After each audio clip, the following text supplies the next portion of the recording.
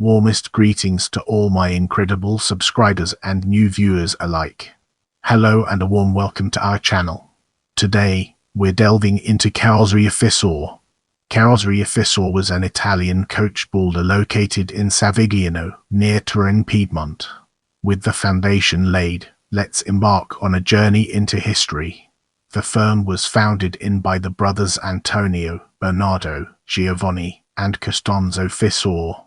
Originally they built horse carts and only later expanded into repairing automobiles and trucks.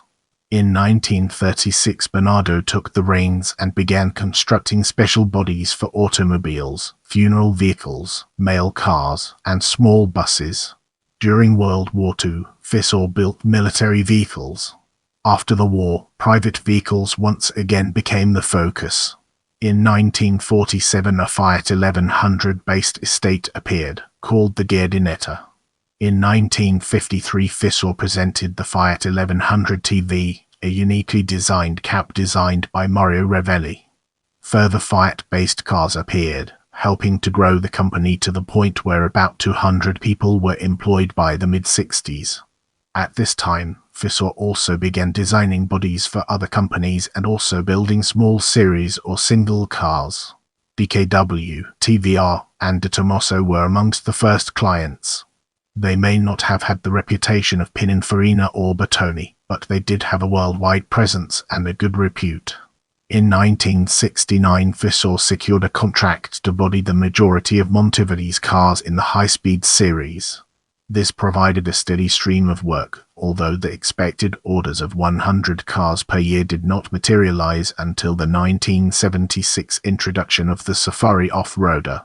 The volumes reached during these years forced Fissore to give up their artisan methods in favor of a more industrial mode of production. Monteverdi provided financial aid in acquiring the necessary presses, and in return received a stake in the company and ended up taking full ownership in the late 70s.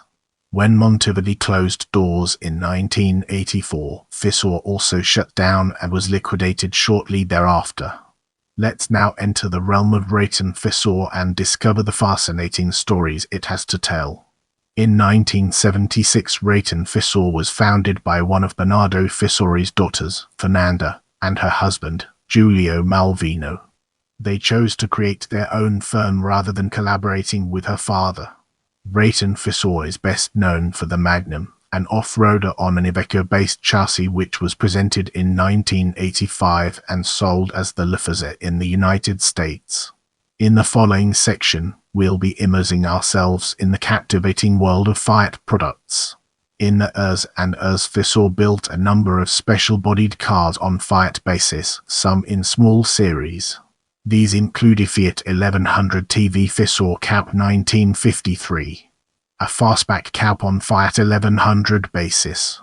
This was the first success of Fissore's. Sabrina, a 4 to 6 seat version based on the Fiat Multiple with special bodywork. There was also the Marinella, a fully open beach car version. 1500 cab, a 2-door cab on Fiat 1500 basis, presented in Turin in 1959. Mono 650, a petite cab based on the Fiat Nuova 500 designed by Alessandro Cesano. The Fiat 500 engine was tuned by Giannini for better performance, although the car remained a prototype. Fissore 127 Scout, an open-topped fun car similar to the Citroën Mhari with Fiat 127 underpinnings. It was debuted at the 1971 Turin Motor Show. Originally named the Gypsy, this was developed by a small company called MAINA, but as they lacked capacity Fissore took over production and marketing of the vehicle. Originally it was built entirely in fiberglass over a tubular metal frame, but self-supporting pressed metal bodywork was employed from 1974.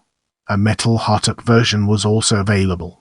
A smaller version in the same mold but based on the Fiat 126, called the Poker, was also shown. Production in Greece was planned. Fissore also developed a convertible version of the Fiat Ritmo, as did the related Rayton Fissore Carrozzeria at the same time. However, Bertone's design for the Ritmo Palinaro Cabriolet convertible ended up being chosen for series production, named after world-famous pristine beach Palinaro on the southwest Salento coast of Italy. Let's now shift gears and explore OSCA through a critical lens, uncovering its strengths and weaknesses. In 1962, Fissore developed and built a small series of bodies for the Maserati Brothers OSCA enterprise. The elegant three-box bodywork was based on the OSCA 1600. 22 of the coupes were built, and 2 convertibles. In this part of the video, we'll be delving deeper into Fissore and DKW and analyzing its key components. In the early years, Fissore had a relationship with DKW and Auto Union, leading to 2 Fissore-designed versions being built in Brazil by its local subsidiary VEMAG. These were the DKW. This was built in Brazil between 1958 and 1967 as the DKW VEMAG Belka Beautiful car. The station wagon was called the Vemagut. The mechanics remained unchanged. In 1965, Fissore reworked the front and rear appearance, with twin headlights and a new grille. The front doors were front-hinged. In total, about 51,000 of the Belka variants were built in Brazil. The VEMAG Fissore was a cleanly designed two-door sedan with a front end reminiscent of the earlier Fissore-bodied OSCA 1600. It also looked superficially similar to the German DKW. It was simply a rebodied Belka, and retailed at a price around 25% higher. Its 2-stroke engine made it a hard sell in Latin America, and only about 2,500 were built between 1964 and 1967. In Argentina, IASF Industrias Automotriz de Santa Fe built Fissore-designed cabs and spiders based on the Auto Union 1000 SP, with more upright bodywork. These were also license-built in Spain. Fissore also developed the Auto Union, a light commercial vehicle for Auto Union's Spanish subsidiary IMOSA, a front-wheel drive design with a trapezoidal theme. This design was adopted by Mercedes-Benz, who developed it into the NN 1300 and later on the series of vans and light trucks. With our foundation established, it's time to explore the Tomaso and its relevance to our overarching theme. In 1964-65, Fissore designed and built aluminum bodies on a De Tomaso backbone chassis, the mid-engine Vallelunga. Perhaps 15 of the cabs were made before production was moved to gear, which partly belonged to Alejandro de Tomaso at the time. Now, let's delve into the intricacies of Monteverdi and explore its various aspects. The relationship with Monteverdi was of particular importance for the company. The relationship secured Fissore's survival in the 70s. Monteverdi originally let Pietro through design and build the high-speed coupe. Due to Fissore's restricted capacity, Peter Monteverdi severed the relationship in 1968, after only half a year, in favor of Fissore. Fissore's original design was built by Fissore until a copyright suit forced Monteverdi to switch to a new design, although it is unknown whether this was designed by Peter Monteverdi as claimed by him or by Fissore. In any case, Fissore never claimed the design as their own. Fissore also never claimed to have designed the future coupe, convertible, and sedan derivatives of the high-speed. The production process was convoluted. The chassis was built in Basel and sent to Savigliano to receive the bodywork.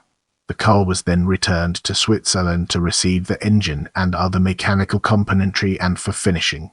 Due to capacity restrictions, a number of high-speed Monteverdis were actually constructed by the Poccardi and Embo carrozzerias. Fissore also provided the bodywork for the more successful Monteverdi Safari. It is unknown whether the Monteverdi Sierra, a reworking of the Dodge Aspen, was built by Fissore.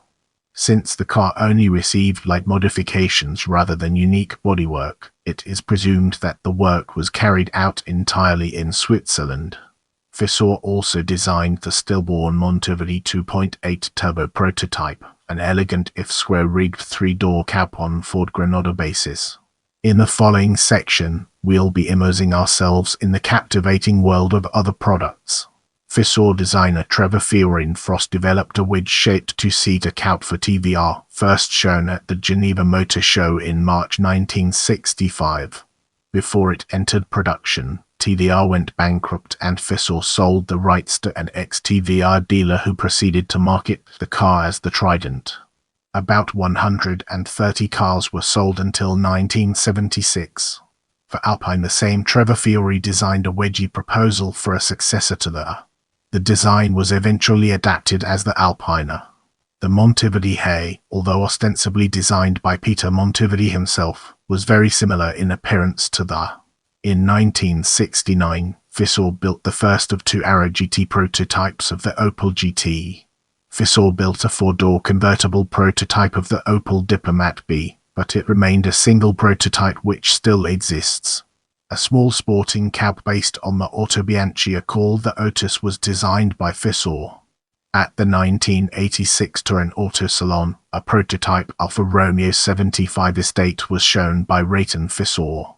This attractive forerunner of the later 156 Sportwagen was never listed for sale, being cancelled after Fiat took control of Alfa Romeo. Based on an Alfa 75 Turbo, it was dubbed the 75 Turbo Wagon. Two estate versions were to be found at the later 1987 Geneva Motor Show. One was this Turbo Wagon and the other was a 2-liter version named the Sportwagen.